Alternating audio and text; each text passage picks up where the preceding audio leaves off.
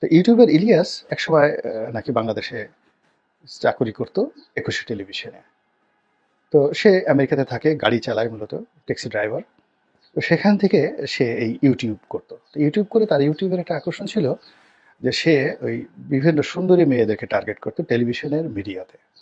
যেমন ধরুন ফারজানা রূপা, তারপরে একাত্তর টেলিভিশনে যারা চাকরি করতো, এরপরে ডিবিএস এ যেমন শারমিন, মানে যারা খুব কমনীয়, তারপরে আলোচিত, সমালোচিত। তো এদেরকে নিয়ে সে গীবত করত। কার সঙ্গে কার সম্পর্ক, কে কোন জায়গাতে খাট গরম করে, মানে এই অবৈধ প্রণয় নিয়ে যে কীর্তিকে বলা হয় সেক্সুয়াল পারভার্সন। এই সেক্সুয়াল পারভার্সন জিনিসগুলো তিনি সেই ইউটিউবের মাধ্যমে একেবারে ম্যাটিকুলাসলি তুলে আনতেন। এই এখন শারমিন গেল, এই এখন ফারজানা রূপা গেল, ওখানে গিয়ে সে কাপড় খুলে ফেললো, কাপড় খুলতে গিয়ে মোজাম্মেল বাবু আসলো, মোজাম্মেল বাবুকে সরিয়ে দিয়ে এখন সেখানে আর একজন আসলো, মঞ্জু আসলো, ইকবাল সুবহান চৌধুরী আসলো।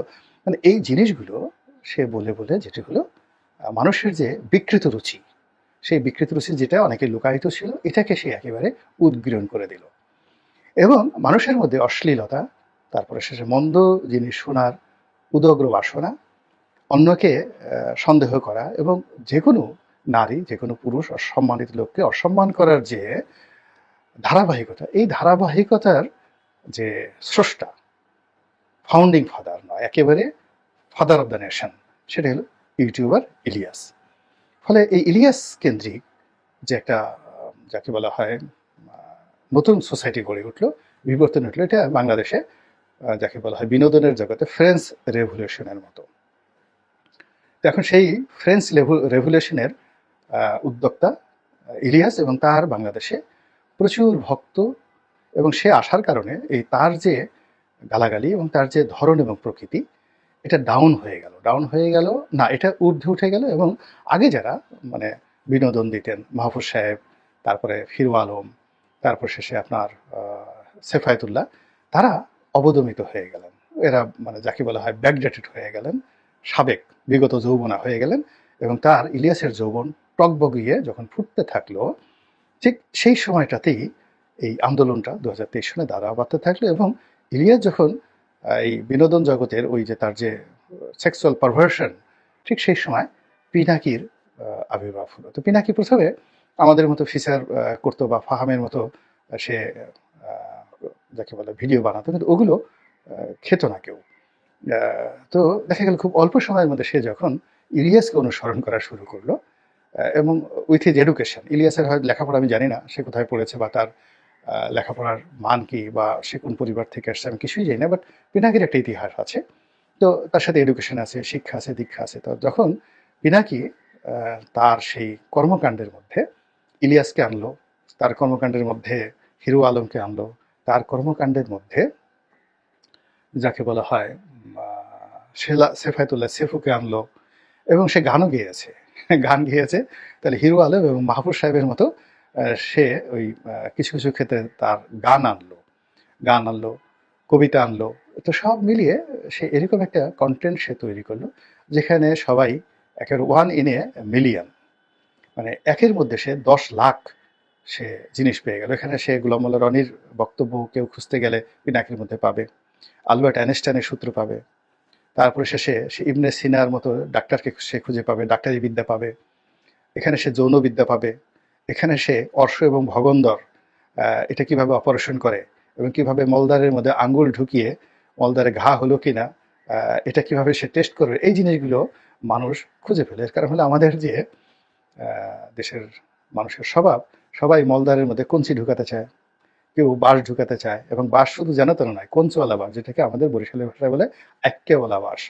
তো এই আক্কেওয়ালা বাঁশ আপনি কারো পশ্চাৎ দেশে ঢুকাবেন, এতে আপনার তৃপ্তি মিটবে না, আপনার মনে হবে যে আঙ্গুলটা একটু ঢুকাতে পারতাম।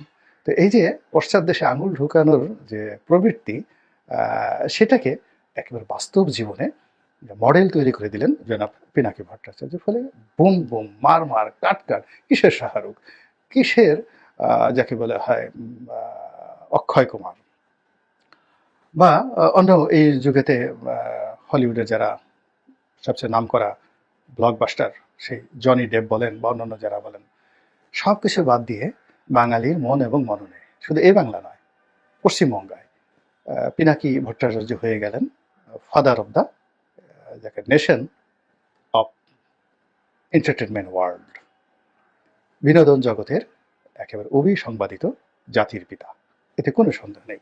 এবং এখনো পর্যন্ত তিনি সেই বহাল তবিতে আছেন। তো সেই জায়গা থেকে তিনি ডক্টর ইউনূসকে সমালোচনা করছেন, তারপর প্রথম আলোকে টার্গেট করেছেন, এবং তিনি সঙ্গী হিসাবে আবার সাবেক বিনোদন জগতের সাবেক পিতা ইউটিউবার ইলিয়াসকে নিয়ে নিয়েছেন। কাজেই তার হাতটি এখন অত্যন্ত শক্তিশালী, প্রচণ্ড শক্তিশালী। তিনিও ধরেছেন তার এই যে এখন তার শিষ্য বলতে পারেন ইলিয়াসকে, অথবা ইলিয়াসের যে একসময় ইলিয়াস যে যখন নাম্বার 1 ছিল, এই বিনোদন জগতের ফাদার ছিল, তখন সেক্ষেত্রে পিনাকি যেহেতু তাকে অনুসরণ করেছে, ইলিয়াসকে আপনি বলতে পারেন YouTuber Elias is the mastermind of Pinaki.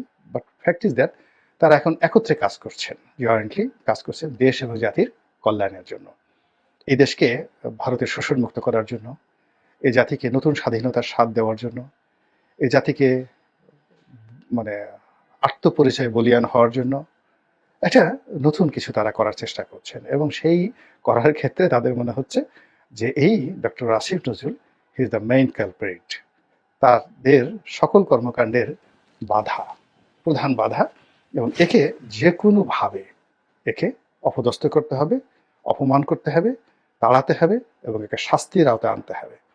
এবং এই মুহূর্তে যদি তাদের হাতে ক্ষমতা থাকতো, তাহলে আসিফ নজরুল সাহেবকে রাজু ভাস্কর্যের সামনে টানিয়ে পায়ের নখ থেকে মাথা পর্যন্ত তাকে মানে কি করা হতো, কুটি কুটি কুটি কুটি কুটি করে একেবারে ওই যে তার সর্ব অঙ্গে, প্রথমে ওই যে পিনাকি সাহেবের হাত, ইলিয়াস সাহেবের হাত, বা খাট কটকট করা যে সমস্ত জিনিসগুলো তারা করেন, ওইরকম একটা জিনিস তারা করে একে জনসম্মুখে একবার আসিফ নজরুল তাদের তারা করতেন, করতেন, চিৎকার করতেন, আবার হাসতেন গুদগুদি পেয়ে, এই জিনিসগুলো মানে জাস্ট তাদের স্টাইলে তারা করতেন।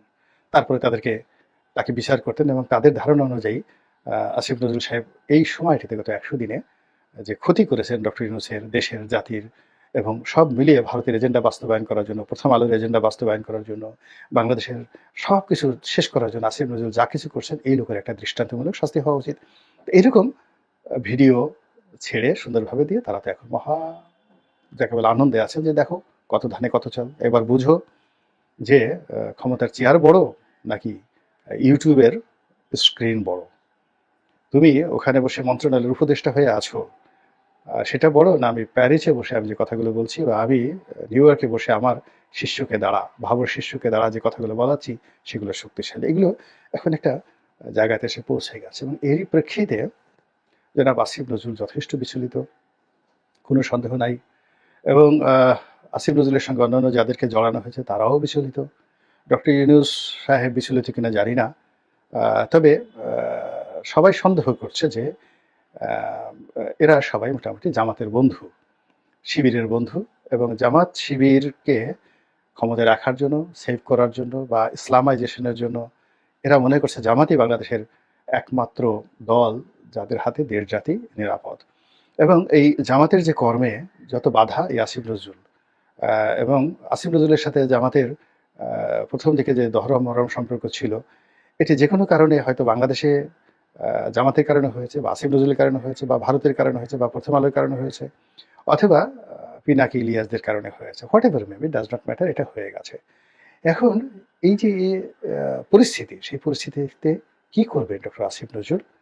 তাকে নিয়ে যে যেভাবে পাচ্ছে ট্রল করছে, তাকে সবাই ভয় দেখাচ্ছে, এবং সেই ভয়ের কারণে দেখলাম যে সে মাটির সঙ্গে একদম মিশে গেছে, এবং সে রিয়েলি ভয় পেয়েছে। ভয় পাওয়ার পরে সে ফেসবুক স্ট্যাটাস দিচ্ছে, এবং তারপরে সে পিনাকিকে নিয়ে কথা বলছে, ইলিয়াসকে নিয়ে কথা বলছে পরোক্ষভাবে, সরাসরি নাম যে নিবে এই সাহসও তার নাই। পিনাকির যে নাম নেবে বা ইলিয়াসের যে নাম নেবে এই সাহস ডক্টর আসিফ নজরুল সাহেবের নেই। ফলে তিনি একবার বলছেন যে এক ভদ্রলোক আছেন, তাকে জাতির পিতা না বানানো পর্যন্ত থাকবে না। তো আসিফ নজরুল যতই ভয় পাক না কেন, পিনাকি তো ভয় পান না।